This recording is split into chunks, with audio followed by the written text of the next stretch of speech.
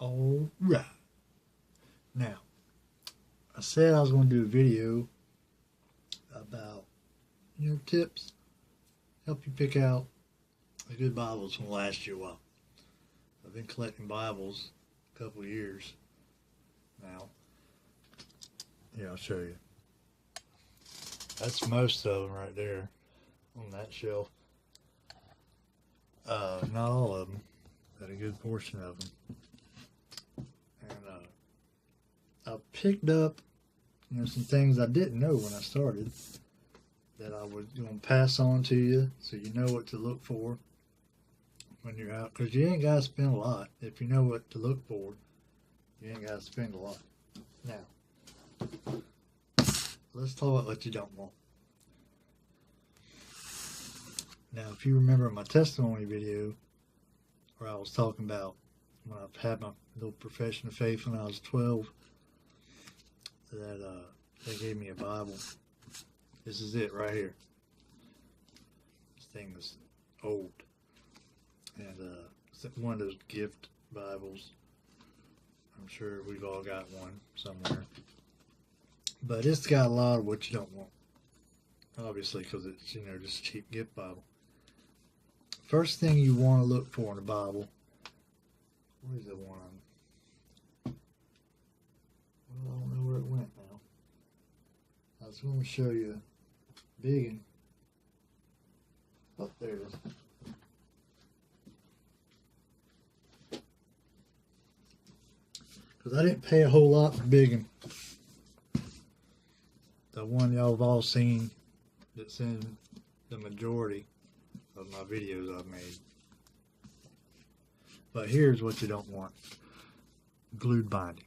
You don't want a glued binding. And you can see a little bit of the glue coming out the top on this one. But what a glued binding is good for, pages fall out. So they're not made to last. You don't want a glued binding. You want sewn binding. Make sure it's sewn. Now there's some ways you can figure it out if it's got a sewn Bible or a sewn binding. You can turn it like that, and you can't really tell because I have the tabs on it, but you can see the separation in between the signatures. Because what they do with a sewn binding is divide the text block up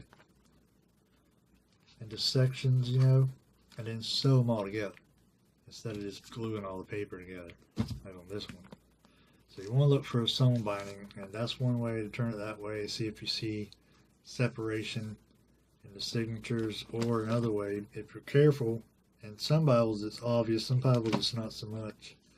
You can open it toward the end or the front, I guess, and just spread the gutter open and look, and you can sometimes see the sewn, the holes where the thread will go through sometimes.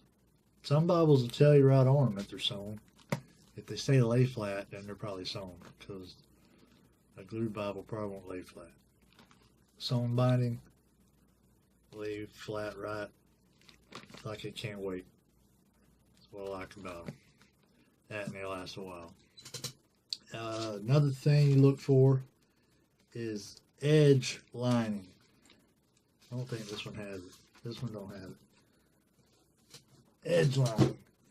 Edge lining is when they take the liner, which would be on the inside of the cover, and they run it up underneath the first page of the text block, the end paper here. And best way you can tell, see that line that comes up right there? It's edge line.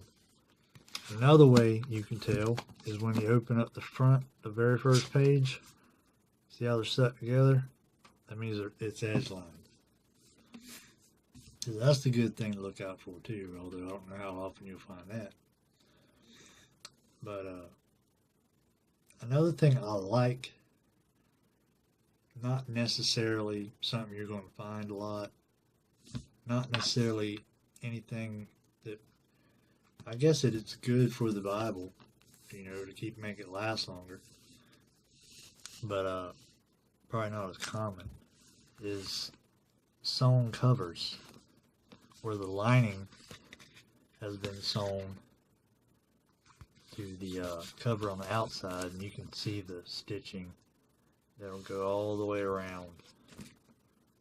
All the way around. And those are some, I think, primary things you want to look for when you're looking to buy a new Bible. Because you ain't got to spend a lot. Like I said, like just, I'll point out this one has a cowhide cover, not bonded leather. I'm sure all of y'all have a bonded leather Bible, because that is the most common Bible you're going to get. See how stiff that is? You can't fold that much. You know, it is what it is. And then when you let it go, it kind of flops up like that. While this one was genuine leather. Roll that bad boy up. Let it go. She flops right back down again. Hold it like that. She flops. Flopping all around the place. And that's what I like about this one. It'll take a beating. I'm sitting in church and it just right there. Good stuff. Good stuff. And this is from Bearing Precious Seed. There's a church, I think it's in Ohio.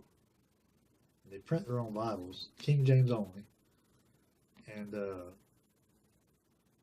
they don't have many. They only have this one and two other ones that they make. But they make pretty good Bibles.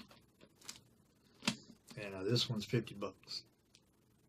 And the large print, I think, is like 40. Not sure. I think 40. But like this one, biggin, that all y'all know. I think I paid $20 for this on christianbook.com.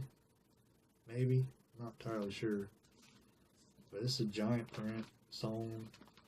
Cover sewn. It's just a nice Bible. You know, for not a lot of money. And then, like I've said, no short amount, no small amount of times I've said before, local church Bible publishers, my favorite publishers. And much like Bearing Precious Seed, which is bpsmilford.com if you want to go check that out. I think they started before them. Local church Bible publishers. They're also a church, I think they're in Michigan. And they print their own Bibles. They have a lot more to choose from than Bearing Precious Seed. And they got different leathers you can choose from. This is top grain cowhide. Well, they got top grain cowhide signature series, and this one is executive series. It's iron calfskin, again with that floppy cover. And they only make King James, so if you read another version, I don't know what to tell you. But like, they don't make this Bible anymore, but when they did, it was like $65, I think. And I got another, this one is their 115, and it is somewhere around 50. I'm not exactly sure. This is a little hand-sized Bible. I love that thing. This is my number one. I take this to church. I read from this one. It's a wide margin. So, give you an idea of what I do with it.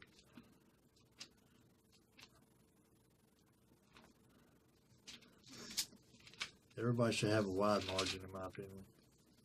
Instead of, having to get a study Bible and it's got notes in it, you're like,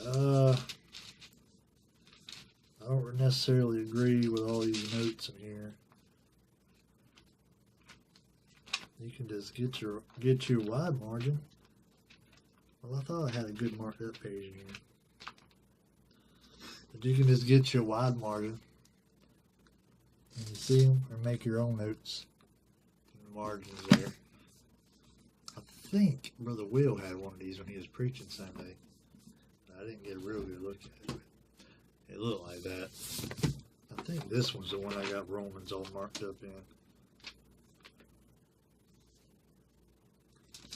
Yeah, this one's.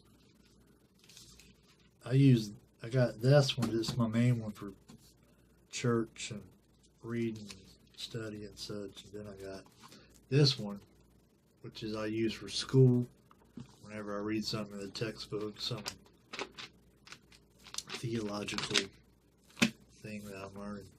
I write it in the margins on this one. This was their 120. They still make these. It's just a little bit bigger than the 110. But that's some tips for you to get a Bible inexpensive. I like the one, I ain't gonna get it out, but y'all seen it in my other videos. Let me show you this one. This is their 355. This is the cheapest one they have. It's $30. And it's just text. There's no references. It's just text. And it's a 9-point. This is pretty much the same Bible I got my dad for Father's Day. I got him the 180. But this is the 355. They don't make it in the genuine leather anymore. But they say that the stuff they make it with now is pretty much the same. But I don't know. I haven't seen it. Good Bibles from local church. I recommend them. And now, granted, there's a lot nicer Bibles you can get. They're Bibles made with goat skin, lamb skin.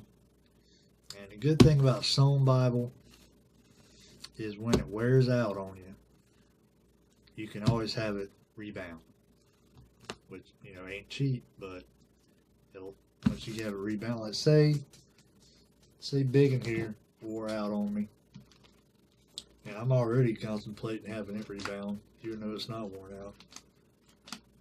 It's because it's kind of sentimental to me. It's been in so many of my videos. I could have this one rebound. It would have a nice leather cover and the same stuff inside that you already had, and it'll last you forever. And if you live here in Jacksonville, we got AA Leather. They do pretty good work, and they're local. And there's other guys like Ben's Bibles and Diego Coloca, and people like that. They do really good work too. But that's some things when you go into the store. I know because I shop for Bibles all the time, and I look at them and make sure I'm getting one that's going to last. And if genuine leather is not in your price range, which if you went to the local church, if you want a KJV, you went to local church or Bearing Precious Seed, you could get genuine leather for about the same price that you could get a regular Bible. But genuine leather ain't in your price range. There ain't nothing wrong with bonded. You know, it won't last as long. But make sure you get a sewn one. Sewn binding, number one. And then, if possible, try to get one that's edge lined. Some tips. I hope they help you. Or if they don't, then I try. But that's some tips for you to get you a Bible that's going to last. Because I see people with Bibles, not picking on you, but, you know, I'm at church, I'm looking at people's Bibles, and I'm like, you can get a better Bible than that. Now you know what to look for. So, till next time, take up your cross, carry on.